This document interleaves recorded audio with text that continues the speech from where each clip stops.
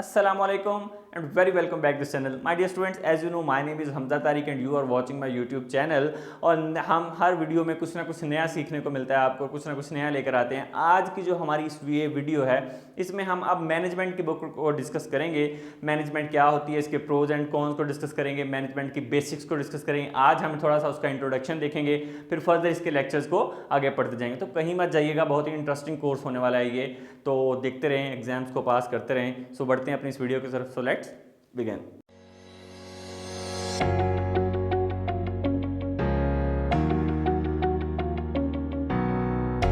Introduction की तरफ बढ़ने से पहले अब हम सबसे पहले ये देख लेंगे मैनेजमेंट होती क्या है, थोड़ा सा उसका बैकग्राउंड के अंडरस्टैंड करने की कोशिश करेंगे। देखिए, मैनेज करना, मैनेजमेंट से निकला हुआ वर्ड है ये।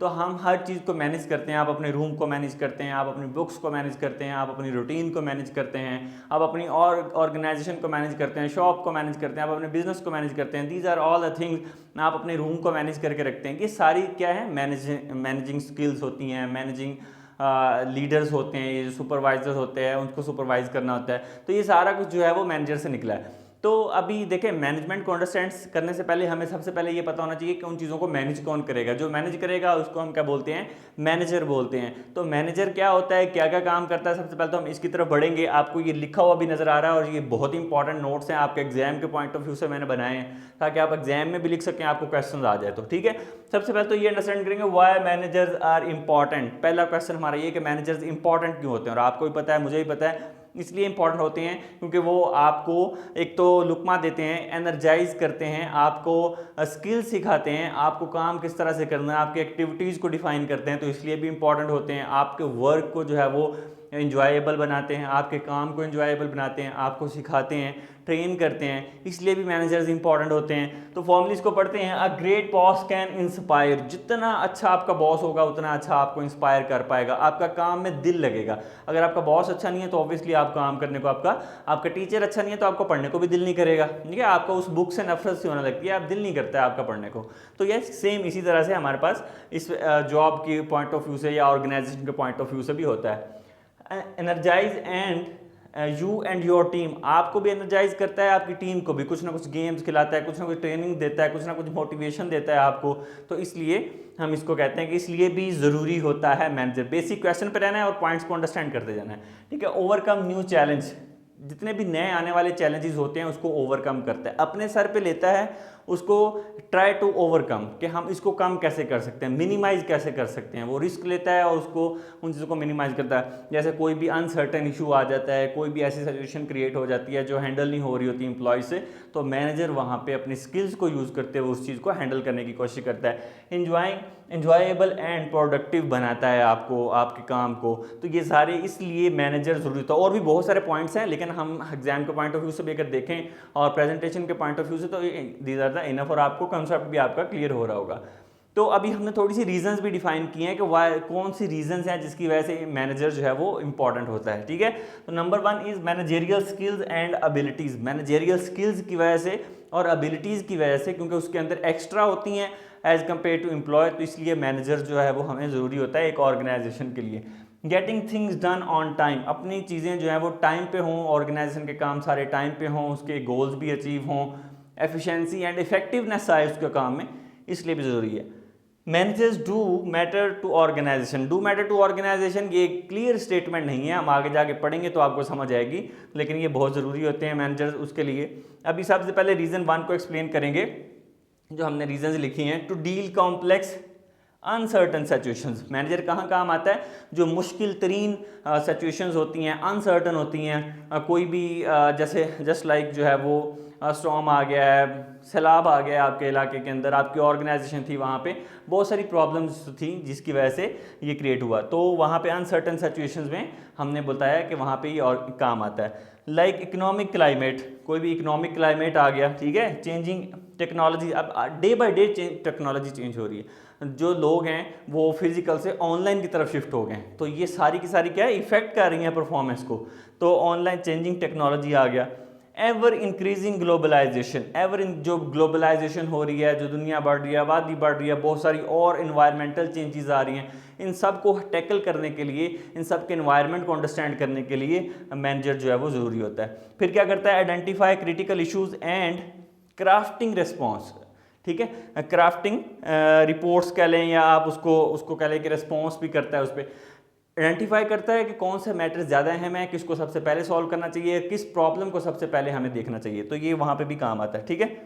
ओके, ये उसका हल भी बताता है फिर कि कौन सा उसका हल हो सकता है। ये होप्स हो कि आपको ये एक रीज़न की समझ आ गई होगी। रीज़न बहुत आसान है, मैंने थोड़ा डिटेल में लिखी है।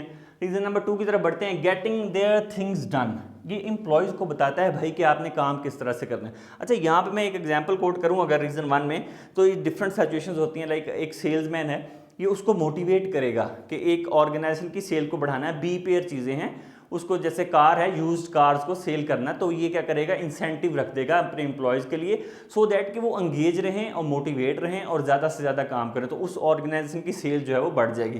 तो ये अपनी स्किल्स को यूज़ करता है। Getting their things done, speak to employees से बातचीत करता है, कोई भी प्रॉब्लम है उनकी सॉल्व करता है ये। Find ways getting things back on track, अगर कहीं पे कोई प्रॉब्लम आ जाती है, सिचुएशन में फंस जाते हैं, तो ये क्या काम करता है, ये वहाँ पे अपना रोल प्ले करता है और उन चीज़ों से बाहर निकालता है अपने एम्प्लॉयज़ को और उस ऑर्गेनाइजेशन को, और उस गोल्स की तरफ अचीव करता है, ठीक है। तो ये हमें कहाँ से चीज़ें पता चलती हैं, ये सारी की सारी चीज़ें जो हैं वो हमें रिसर्च से पता चलती हैं। हमें जो भी जितनी भी रिसर्च की गई हैं ऑर्गेनाइजेशंस पे और उसकी परफॉर्मेंस पे, वहाँ से हमें ये सारी चीज़ें जो हैं वो पता चलती हैं।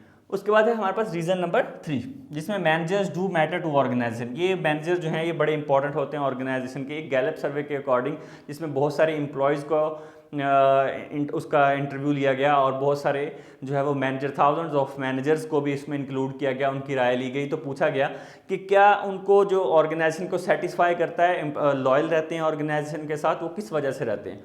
तो वहाँ पे ऐसा बिल्कुल भी नहीं हुआ कि इंसेंटिव्स की वजह से, पॉलिसीज़ की वजह से या कोई फाइनेंशियल बेनिफिट्स की वजह से कंपनी के साथ लॉयल रहते हैं।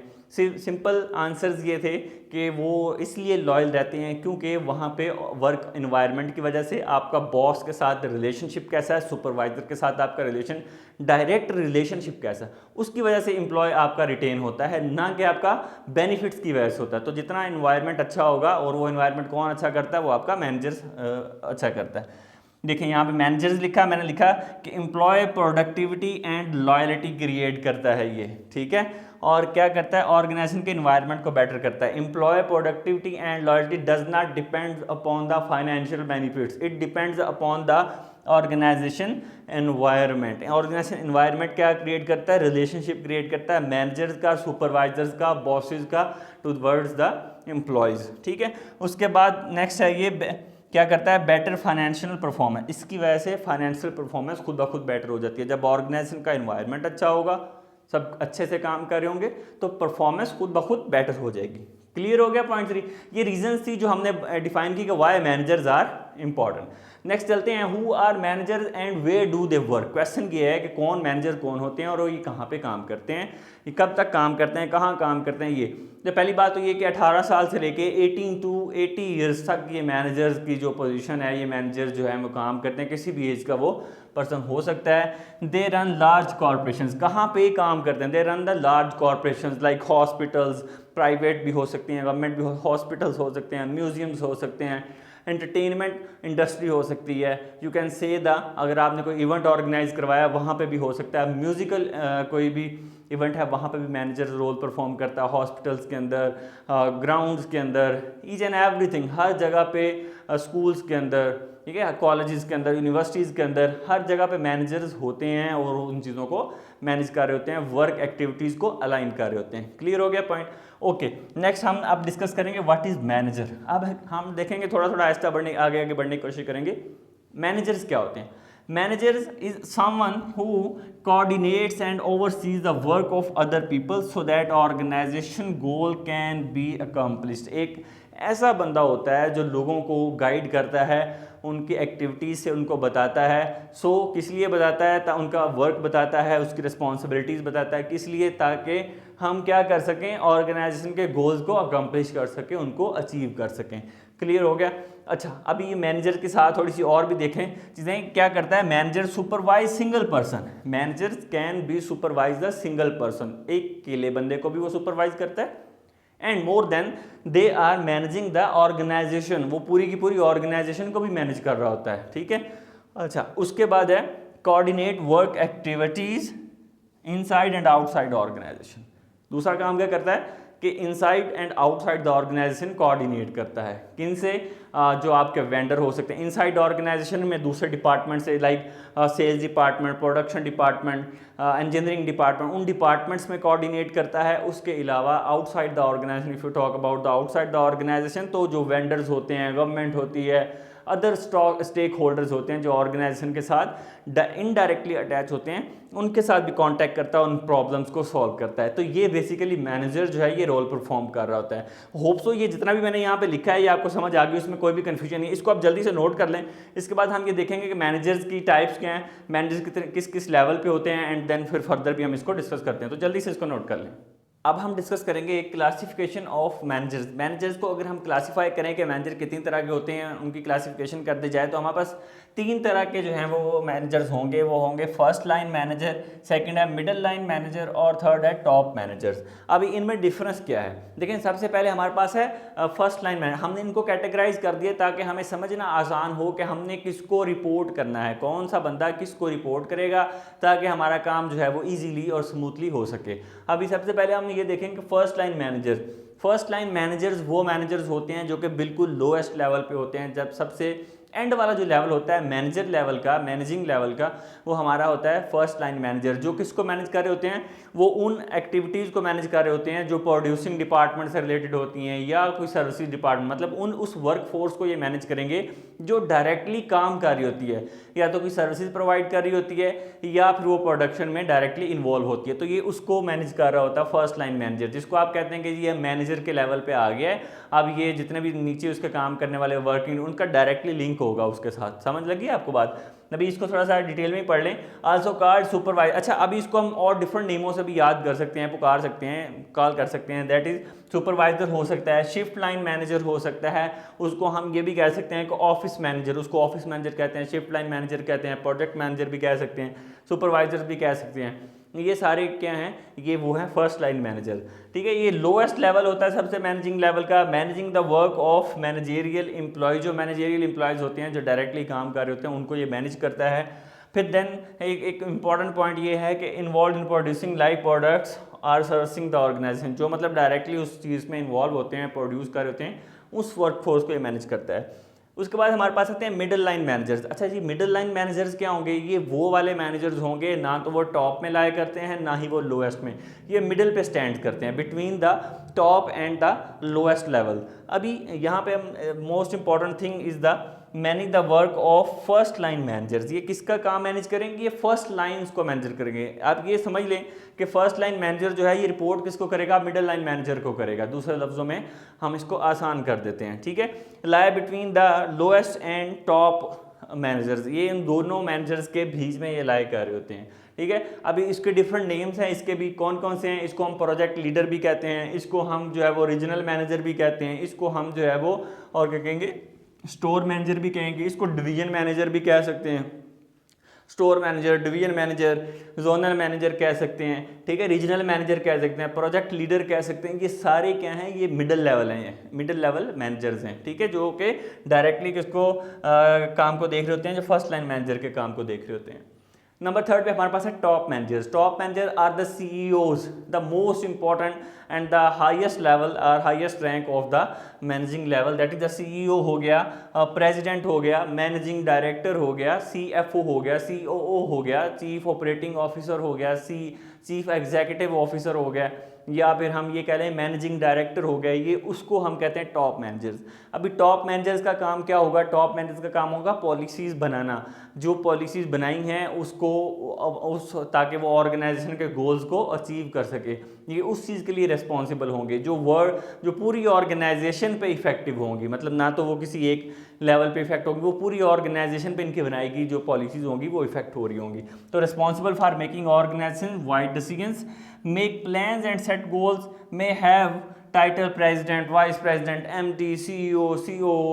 These are kind of the things that we have discussed in top manager. अभी सबसे नेक्स्ट में हम आ जाएंगे व्हाट मैनेजर्स डू। मैनेजर्स क्या काम करते हैं? अभी ये एक बहुत ज़्यादा क्लियर स्टेटमेंट तो नहीं है, इसके पीछे बहुत ज़्यादा थ्योरी है, बहुत ज़्यादा चीज़ें अंडरस्टैंड करनी पड़ेंगी जो कि आहिस्ता आहिस्ता आगे जाके आपको समझ आएंगी। लेकिन थोड़ा सा हम यहाँ पे इस स्टेटमेंट को क्लियर करने के लिए देख लेते हैं कि मैनेजर्स क्या काम करते हैं। उससे पहले हमें ये अंडरस्टैंड करना होगा कि मैनेजर्स किसको मैनेज करें, मैनेजमेंट होती है, ठीक है। तो मैनेजमेंट को हमें सबसे पहले अंडरस्टैंड करना पड़ेगा कि मैनेजमेंट क्या होती है। Management involves overseeing and coordinate activities of others so that their activities are completed effectively and efficiently and effectively.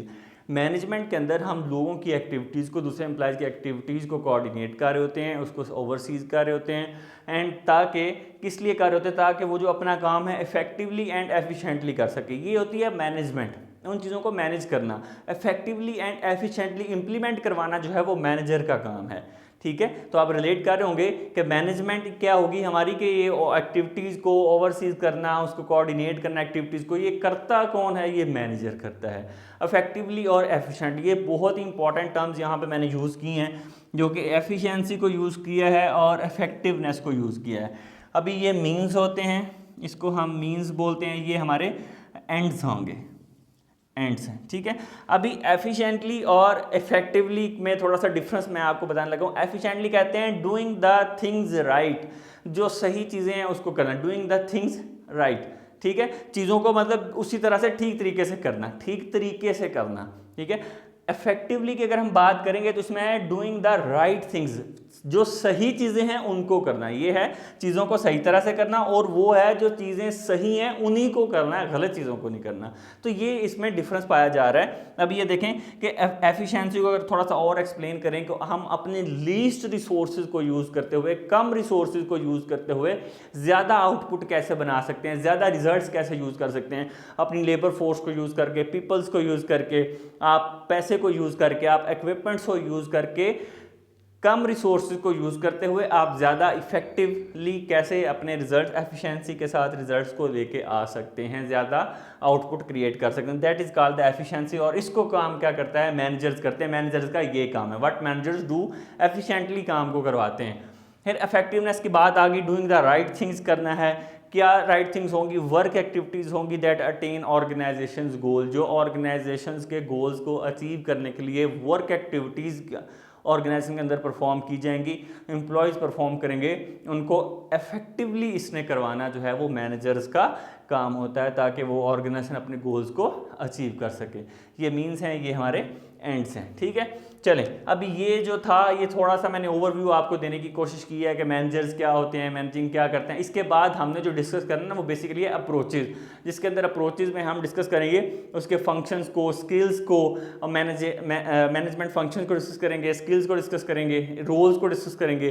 तो आज के लिए जो है हमारा टॉपिक था वो यही था, व्हाट इज़ मैनेजमेंट। उसके अंदर हमने बेसिक चीज़ों को अंडरस्टैंड किया है कि व्हाट इज़ मैनेजर, और क्या काम करता है, किस तरह के होते हैं। नेक्स्ट के अंदर हम उसके रोल्स को डिस्कस करेंगे और बहुत सारी आगे चीज़ों को डिस्कस करेंगे। वीडियो अच्छी लगी हो तो उसको लाइक कीजिएगा, अपने फ्रेंड्स के साथ शेयर ज़रूर कीजिएगा। कीप वॉचिंग वीडियोस और ज़्यादा से ज़्यादा इसको प्रमोट करें ताकि और भी लोग देख सकें और उनको भी कोई ना कोई फ़ायदा हो सके। आप अपनी सजेशंस भी हमें दे सकते हैं, कमेंट कर सकते हैं। इसको नोट कर लें, फिर देन मूव करते हैं। Thank you so much.